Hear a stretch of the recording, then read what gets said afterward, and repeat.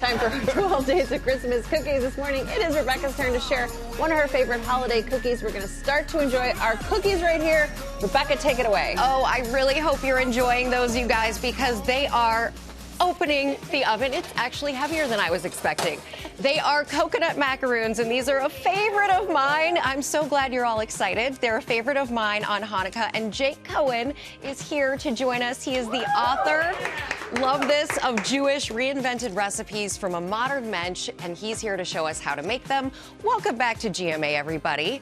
And you can, just to talk a little bit about this recipe, Jake, you've got your own mix of this, but this was a major tradition in the Jarvis family for years because we found this recipe, guys, in a magazine in the 90s. And we still, as many do, and there it is, right there on your screen.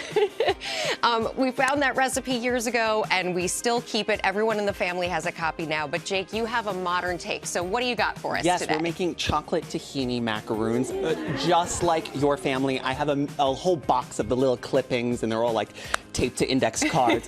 But this one, instead of like a lot of recipes will use sweetened condensed milk or a lot of like processed stuff, I'm using a meringue. My family loves meringue for almost everything. Nice and very fluffy. Easy. So here we have some egg whites and cream of tartar, which is great stabilizer. I'm going to have you help me. Okay. We're going to beat this to stiff peaks. Meanwhile, you are going to slowly stream in sugar. That is a huge secret for a very stable, beautiful, glossy meringue. Slowly incorporate the sugar as you go in.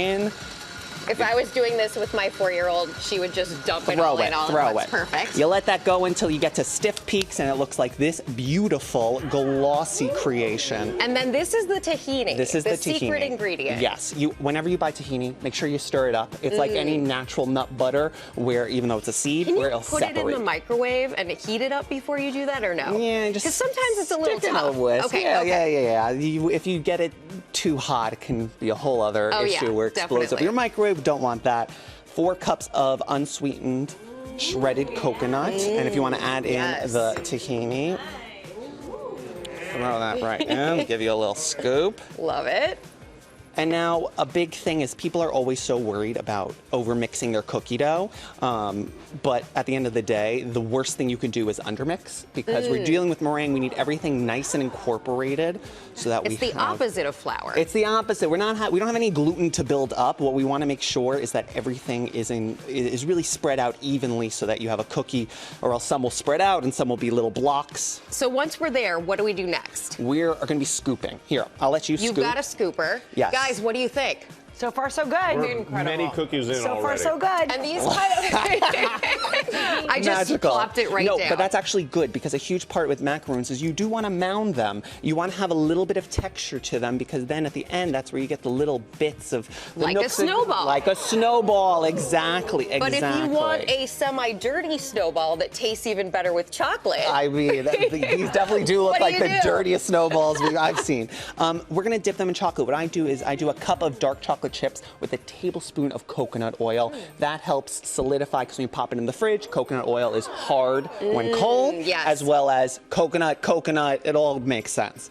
So you're gonna help me, you're gonna get your 3, we're gonna dip just the bottoms in. Okay. This is the fancy way. I do the tops. That's just easier. You could do whatever you like. I'm a believer. As long get the family involved. Do we refrigerate these? You're gonna pop them in, but first you're gonna grab your fork and do a little drizzle. Oh, I like that. Because we want this to be pretty. Is there a secret to the fork drizzle? No, everyone egg thing. It's like whatever you do is great. Just go back and forth.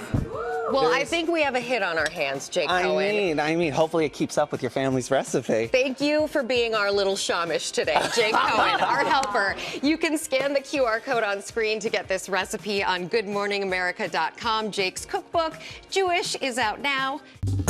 Well, hey there, GMA fans. Robin Roberts here. Thanks for checking out our YouTube channel. Lots of great stuff here. So go on, click the subscribe button right over here to get more of awesome videos and content from GMA every day, anytime.